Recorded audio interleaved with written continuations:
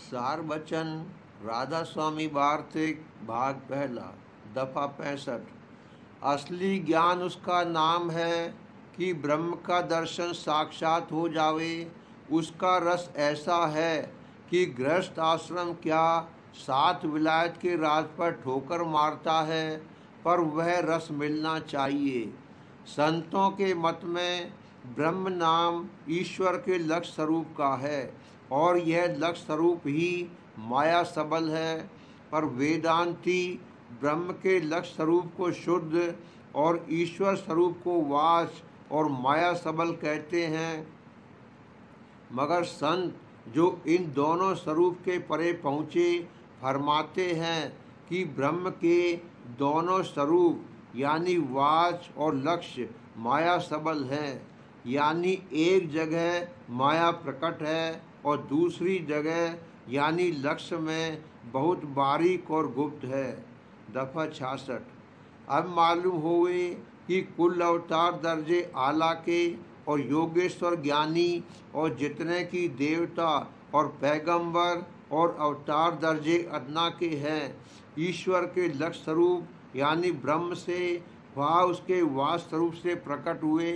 इस सबब से जो कोई कि उसके वास स्वरूप के उपासक हैं या उसके लक्ष्य स्वरूप के ज्ञानी हैं, वे सब माया और काल की हद से बाहर नहीं हुए और इसी वजह से जन्म मरण से नहीं बच सकते। दफा 67। संत सद्गुरु का मार्ग सबसे ऊंचा है और वह उपासना सच्चे मालिक यानी सत्य पुरुष राधा स्वामी की जो ब्रह्म और पार ब्रह्म के परे हैं बतलाते हैं, ताकि जीव माया की हद से परे हो जावे। सच्चे साध की गति 10वें द्वार यानी शून्य पद तक है और वही योगेश्वर ज्ञानी है, और जो कोई कि इस मुकाम के नीचे रहे उनका दर्जा पूरे साथ से कम है।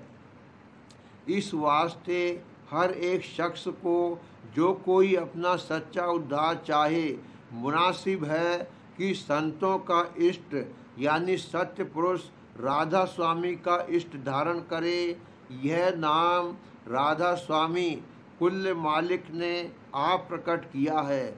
जिस किसी को इस नाम का भेद मिल जावे और वह राधा स्वामी की शरण लेकर इस नाम का संतों की जुगत यानी तरीक के माफिक जाप करे या अंतरी सुमिरन करे या अपने अंतर में नाम की धुन सुने, तो जरूर उसका उद्धार होगा। और यह बात चंद रोज के अभ्यास में उसको आप अपने अंतर में साबित हो जावेगी। दफा 68। यह जिक्र ऊपर हो चुका है कि कुल अवतार और योगेश्वर ज्ञानी और पैगंबर और योगी ज्ञानी वगैरह मुकाम 10वें द्वार या त्रिकुटी या सहदल कमल से प्रकट हुए और चारों वेद नाद यानी प्रणव से त्रिकुटी के मुकाम पर प्रकट हुए और देवता जैसे ब्रह्मा विष्णु महादेव सहदल कमल के नीचे से प्रकट हुए। इस वास्ते इन सब का दर्जा संतों के और सत्य पुरुष के दर्जे से नीचा है, यानी संतों की बड़ाई इन सब से ज़्यादा है। यह सब संतों के अधीन है और संत सिर्फ सत्य पुरुष राधा स्वामी के अधीन हैं। इसी सबब से संत और फकीरों का वचन और वाणी वेद और शास्त्र और कुरान और पुराण पर फाइक हैं, यानी इनसे ऊंचा है। वेद और कुरान और पुराण बतौर कानून वास्ते बंदोबस्त दुनिया के हैं।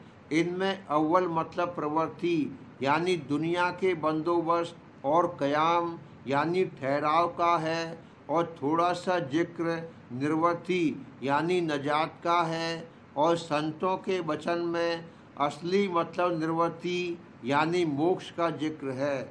इस वास्ते उनकी वाणी और वचन सब आसमानी किताबों पर फाइक हैं, और यही बड़ाई संतों की है, क्योंकि वेद और कुल किताबें आसमानी उस स्थान से प्रकट हुई हैं जहाँ से 3 गुण और 5 तत्व पैदा हुए और माया यानी कुदरत ने जहूरा किया, और संतों का वचन उस स्थान से प्रकट हुआ जहाँ माया का नाम व निशान भी नहीं है। इस वास्ते वह सिर्फ निवृत्ति का जिक्र करते हैं, और वह निवृत्ति और प्रवृत्ति दोनों का जिक्र करते हैं, बल्कि प्रवृत्ति का जिक्र कसरत से किया है। यानी वेद में 80,000 कर्म कांड के श्लोक हैं, यह प्रवृत्ति है, और 16,000 उपासना कांड और सिर्फ 4,000 निवृत्ति यानी ज्ञान कांड के श्लोक हैं। यही हाल थोड़ा बहुत कुरान और दूसरी आसमानी किताब यानी ज्ञान कांड के श्लोक हैं। यही हाल थोड़ा बहुत कुरान और दूसरी आसमानी किताबों का है कि तवारीखी हालात बहुत वर्णन किए हैं, और तरीका अभ्यास और शिनाख्त मालिक कुल्ल का बहुत कम बयान किया है। खुद श्री कृष्ण महाराज ने अर्जुन से गीता में कहा है कि वेद की हद से जो कि 3 गुण से मिला हुआ है न्यारा हो, यानी उसके ऊपर स्थान हासिल कर। श्लोक यह है, त्रिगुण विषया वेदा निस्त्रिगुणो भवार्जुन। और ऐसा भी कहा है कि जब तक शख्स वर्णाश्रम के कर्म और धर्म यानी उपासना में फंसा है तब तक वह वेद का दास है, यानी उसको वेद के कहने पर चलना चाहिए।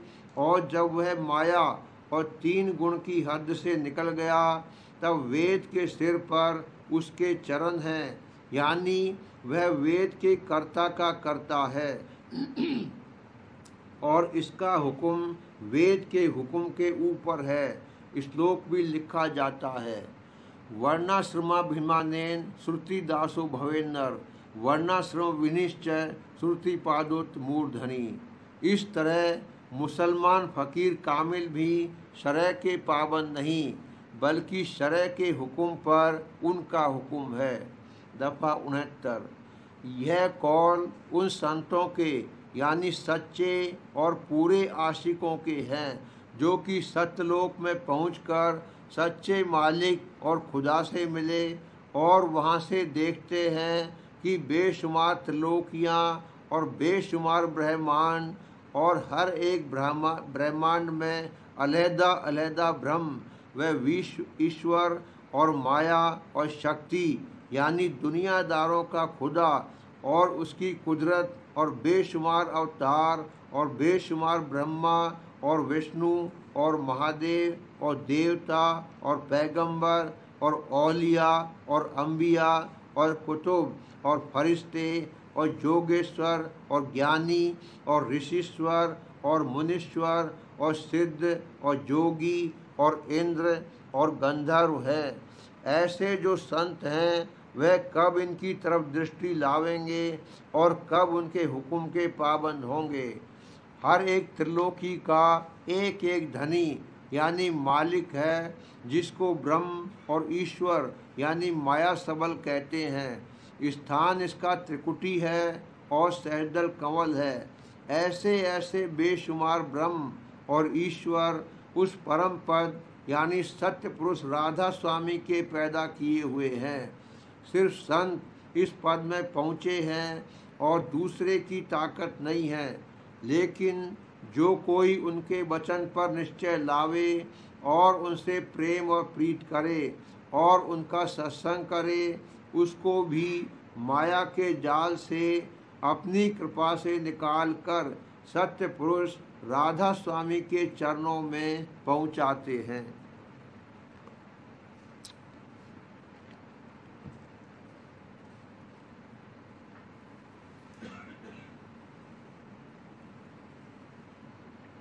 प्रेम पत्र राधा स्वामी दूसरा भाग सिलसिला वचन 6।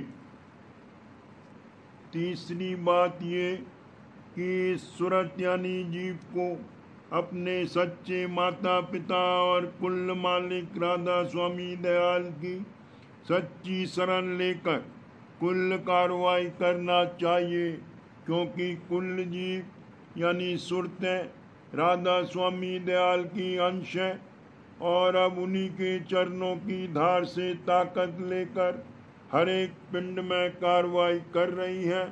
फिर सब तरह से वो राधा स्वामी दयाल की दया यानी चरणों की धार के अधीन है।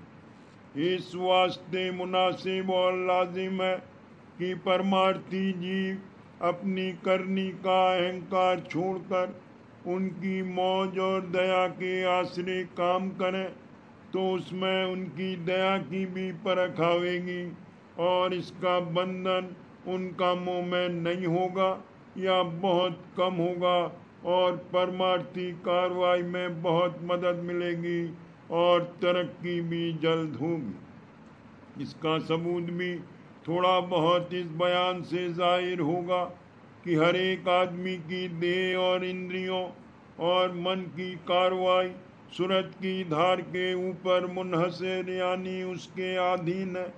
यानी जब तक की धार पिंड में न आवेगी और अंग अंग में न फैलेगी, तब तक पूरी पूरी कार्रवाई देह की जारी न होगी। और ये धार ऊपर की धार से जो 10वें द्वार से आती है मदद लेती है और 10वें द्वार को दयाल देश से मदद मिलती है। इस तरह पर कुल रचना सत्य पुरुष राधा स्वामी दयाल की दया के आश्रय ठहरी हुई है और कार्रवाई कर रही है। फिर उनके चरणों की शरण लेना कोई नई बात नहीं है, क्योंकि असल में कुल रचना उनकी शरण में है। और मालूम होवे कि कार्रवाई से यहाँ मतलब रचना की संभाल से है और बाकी जीवों की कार्रवाई अपने अपने अगले पिछले और हाल के कर्म और वासना के अनुसार होती है और जैसा जैसा उसका फल है वो भोगते हैं।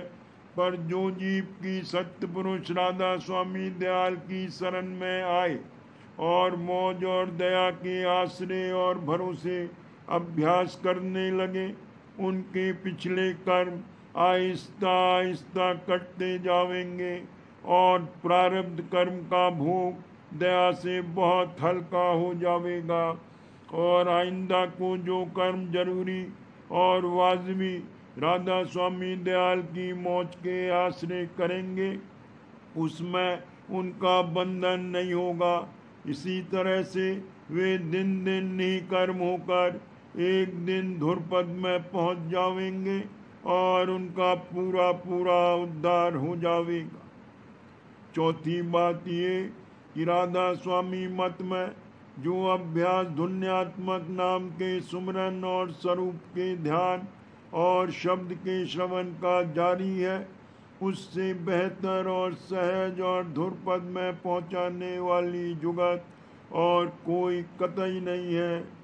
जो कोई अपना सच्चा उद्धार चाहे तो इसी अभ्यास को विरह और प्रेम अंग लेकर शुरू करे, तो एक दिन उसका काम बन जाएगा। मालूम होवे कि जो सूरत यानी रूह और जान की धार है, वही शब्द और नाम की धार है। जो कोई शब्द या नाम की धुन को सुनता हुआ चलेगा, वही सूरत या शब्द की धार को पकड़ के ऊपर चढ़ सकता है।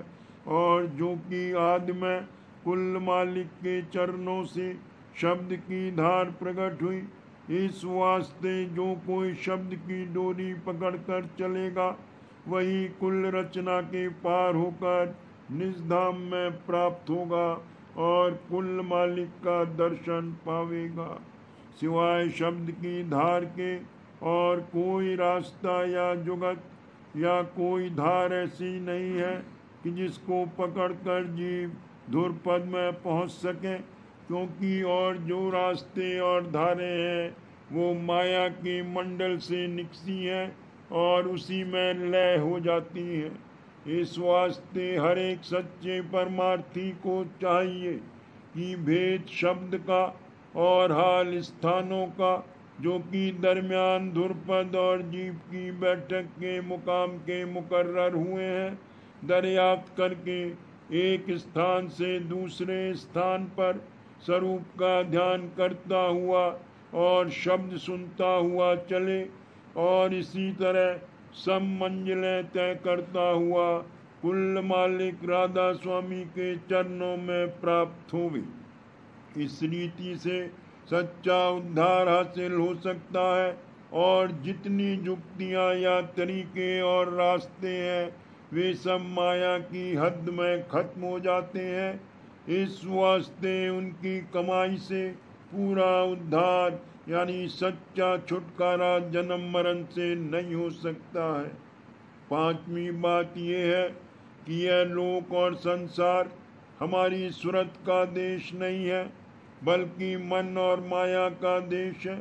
इस सबब से सूरत यहाँ पर कई खोल या देहियों में बैठकर कार्रवाई करती है और कुछ अरसा मुआयना से, जिसको उम्र कहते हैं, ज़्यादा नहीं ठहर सकती और इसका पिंड में आना और उसको छोड़कर चले जाना साफ नजर आता है। निज देश सूरत का वही स्थान है जो कुल मालिक का धाम है। इस वास्ते सच्चे परमार्थियों को मुनासिब है कि इस देश और इस देह में मुआफिक परदेशियों के बर्ताव रखें, यानी जैसे कि कोई आदमी परदेश में रहकर वहाँ के लोगों से मोहब्बत और व्यवहार पैदा करता है और अपने आराम के लिए सब तरह का सामान भी जमा करता है, पर अपने वतन की याद और सुध नहीं भूलता और जो असल पदार्थ हैं उनको अपने देश में भेजता रहता है और जब मौका देश में जाने का मिलता है तब बहुत खुशी के साथ अपने वतन के जाने को तैयार होता है और उन परदेशियों की मोहब्बत और वहाँ के सामान के छोड़ने का जरा भी दुख या अफसोस मन में नहीं लाता है। इसी तरह से प्रेमी और भक्तजन इस दुनिया के मोह और सामान में नहीं अटकते और ज़रूरत मात्र मोहब्बत और व्यवहार दुनियादारों के संग में रखते हैं और मुख्य प्रीत अपने सच्चे माता पिता राधा स्वामी दयाल के चरणों में और जिस कदर बन सके कमाई वहाँ जल्द पहुँचने के लिए करते रहते हैं और आखिर वक्त पर राधा स्वामी दयाल की दया से सुखाले अपने घर को रवाना होते हैं। अब जानना चाहिए कि सच्ची शरण राधा स्वामी दयाल के चरणों की किसी को बगैर प्राप्ति प्रीत और प्रतीत के हासिल नहीं हो सकती और ये प्रीत और प्रतीत कोई दिन के अभ्यास से हासिल होगी, यानी जबकि परमार्थी जीव अभ्यास करके अपने घट में संसद गुरु के वचन की निरख और परख कर लेगा तब उसको सच्चा विश्वास और यकीन राधा स्वामी दयाल के घट घट में मौजूद होने और उनकी शरण में आए हुए जीवों पर मेहर और रक्षा करने का आवेगा और तभी से कार्रवाई उद्धार की प्रगट जारी होना समझना चाहिए। कुल मालिक सत्य पुरुष राधा स्वामी बड़े दयाल हैं। जो जीव की सच्चे मन से शरण में आया उसकी संभाल हर तरह से अपनी मेहर से आप फरमाते हैं और जब तक कि उसको दयाल देश में नहीं पहुंचावेंगे तब तक उसको नहीं छोड़ेंगे।